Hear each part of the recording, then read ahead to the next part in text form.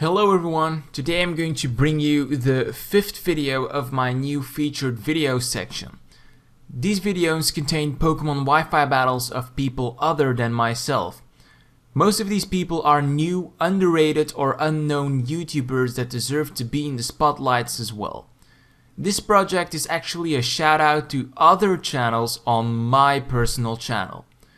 I do this because I know how hard it was for me to begin from 0 subscribers, and I'd like to give these people a push in the back.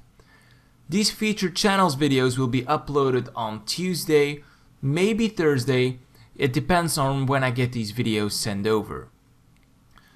Now this video contains material of the Etikaworldnetwork. This is a network that has been built out by the guy who is narrating this video. As you will see in the video, he always displays his face and puts the battle in one of the corners, and that is really great because that way you can watch his face, watch the expression why he does certain moves, and you can really see how much he likes the game when narrating the Wi-Fi battle. Besides Pokemon Wi-Fi battles, he also does a lot of other interesting stuff, but I'm not going to talk about that very much. If you'd like to see what he's up to, then you can definitely check out his channel. I have been in contact with this person, and it's a very nice guy. I must say that I'm a big fan of his channel. I watch all of his battles because he has a special way of using lower tiered Pokemon in a competitive way, and that is something I'm really fond of. So if you get a chance, be sure to check him out and give him a subscription. He really deserves it.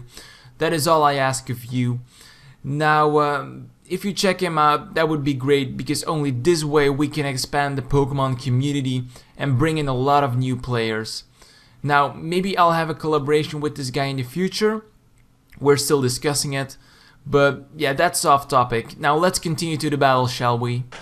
Hello and welcome to the Etikaworldnetwork, or at least I would be saying that, but this is not for the Etikaworldnetwork. This is Biolizard1's channel. However, I'm doing a collaboration thing with him.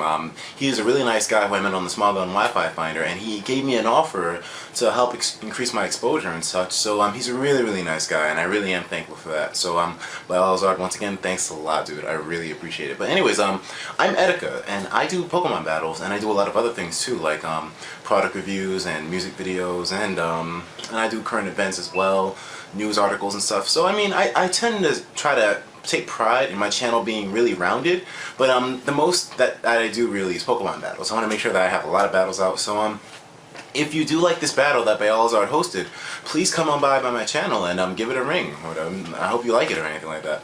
But regardless, let me let you guys see what my battling progress is like. And so today I have a battle against someone who was named SCP-99, and it was a really interesting battle just for the fact that it got really close, and this one was just it was a beautiful battle. But anyways, so starting the battle off, well, SCP-99, I start off with Gyarados, and he goes into his Snorlax, and at this point I know Snorlax like to set up. I've had a lot of bad memories with Snorlax is setting up with stockpile and stuff, so I go for a taunt here, just to make sure that there's no creepy shit that Snorlax likes to do.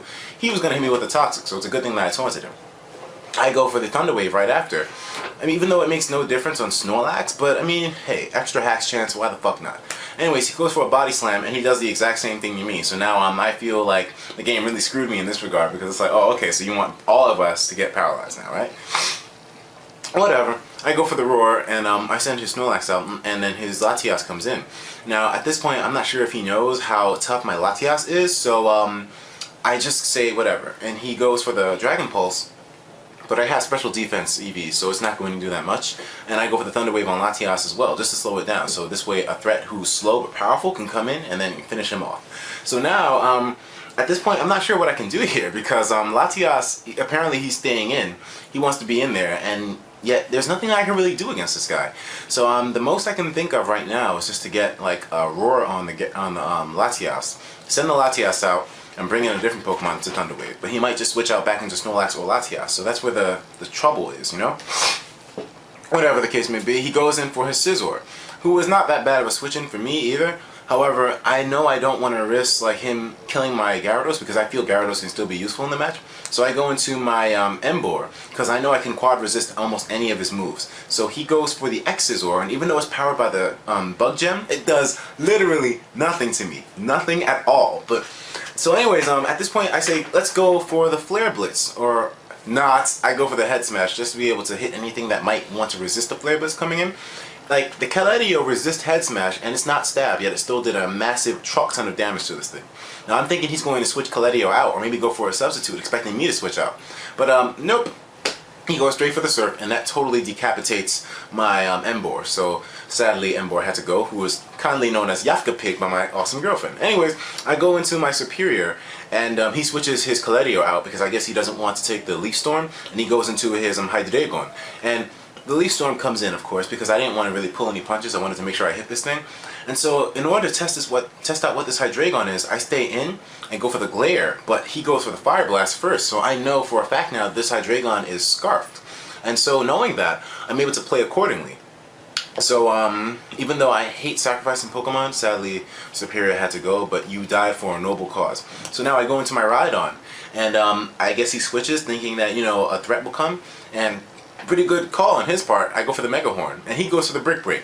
I guess everyone thinks that Rhydon can fall to fighting and ground moves, but nope. I go straight for the Fire Punch, right into the Scissor's face, burns a hole deep in its asshole, just deep, like, and it's over. So, regardless, that was a really good move on my part, just for the fact that I didn't know that that Fire Punch would one-hit KO Scizor or not, because it has really good defenses, but luckily I'm able to get that. So, I go into my Gyarados now to be able to slow down this Keletio, because I don't want to like get KO'd, because I know the Surf from Keletio will do a lot of damage because its special attack is really high. So I attempt to like sponge the hit with Gyarados, and I thought even after Leftovers recovery I'd be able to live another Surf, but he goes for the Surf again, and I guess he gets maximum damage on this one. Takes Gyarados out of here, so that's another Pokemon that had to go down. But the sad thing is that I don't even have this Keletio paralyzed, so I won't be able to revenge kill it that easy. Except when I go into Aito. Now Aito is extremely fast. Like, I have it with max speed, and so it'll make sure that it can outrun anything that's not Choice Scarfed. And so the Head Smash the Iron Head comes in, takes out Keletio. Now he goes into his Hydreigon now, and I know he would have the Fire Blast and the Choice Scarf. So I go into Rhydon, just switch into the Fire Blast, and to absorb it quite well, even though it's not a special wall, it absorbs the Fire Blast really well because it's not stab and it's, you know, just in general resisted, and with the Evolite. And he has his Snorlax out here now, and I go straight for the Mega Horn. I know Snorlax has really good special, but its regular defense isn't all that good, so the Mega Horn does a massive amount of damage, especially considering that it's not a stab Mega Horn. But I go right for the stab Earthquake, and let's just see how much damage this does to the Snorlax, because I think I remember it killing it, but no. Anyways, he goes for the Toxic now, which I guess was a good move because it would limit the amount of turns I stay in. You know, I don't have any resistance to it, so I mean, I guess it was a smart move. However, I make sure that I take out something here, and so he goes out of his Snorlax because I guess he wants to save him for something else. He goes right into his Salamence because I suppose he would absorb the Earthquake and then be able to KO me with a move afterwards. So the Earthquake misses totally because of course he's a flying type, and the Intimidate takes my attack down, and he goes for the Dragon Claw. So now at normal situations you would be like, okay, Rhydon's done, right? Ice Punch right to the Salamence's face with the Intimidate. This Ice Punch is able to KO Salamence, no problems whatsoever. Even I was surprised behind this, because it's like the Intimidate on me. Like, wouldn't that finish me in that regard? But nope, I was able to survive, and luckily Rhydon did a lot of work there. So Rhydon, my fucking high top is off to you. But anyways, he goes into his Hydreigon, and I go into my Nidoqueen, who has really, really good defenses. And so I'm able to sponge the Draco Meteor quite well, and I go straight for an Ice Beam. And luckily, the Ice Beam will be able to take out Hydreigon. So Nidoqueen really did a good job in that regard from living the Draco Meteor, because I wasn't sure if it would be able to or not, because I only have defense EVs in it. I don't have special defense EVs. But he goes into his Latias, and now I'm like, okay, whatever. I'll take this Latias out, no problem. Ice Beam. And yet the Latias has really, really good special defense, so it doesn't kill it, and he just follows up with the Surf and takes my Nidoqueen out of here. So sadly, Nidoqueen goes down. However, I have one Pokemon left. That Pokemon is my beautiful Aito. I'm thinking about making Aito the mascot, just for the work that it puts in at this end of the match. Like, first off, the Iron Head comes in. Even though I had the Hustle accuracy drop, I'm still able to hit the Latias with the Iron Head. And finally, to wrap it up, Iron Head right to the Snorlax in that big belly and take it out totally. So that was a really good match. SCP-99. Like I said, I only had one Pokemon left, and he had two left, and I pulled through luckily at the end thanks to the paralyzation of certain threats on his team. But yeah, that's basically how my team works. We paralyze Pokemon with Gyarados and Superior, and then the other guys who are slower but really powerful come in and clean up. So that was a really, really grand battle. I enjoyed myself greatly. Bielizard1, thank you for having me host on your channel. I mean, I really do appreciate it. Hopefully you guys like my material, and if you do, come on by to the Etikaworld.network, man. Feel free to check out the videos and let me know if you like them or not. I'm here to entertain the community at the end of the day. So I mean, if you guys really like the content like that, then as long as you like it, I'm happy. You know, you don't have to subscribe, you don't have to like my videos, you don't have to do anything. All I care about is that you like the content that I put out there. I mean, if you don't like it, then I can improve on it. But whatever the case may be, I am Etika from the Etika World Network. Thank you, Bielizard1. And if you guys like me, come and take a look by my channel. I'll see you guys later. Take care.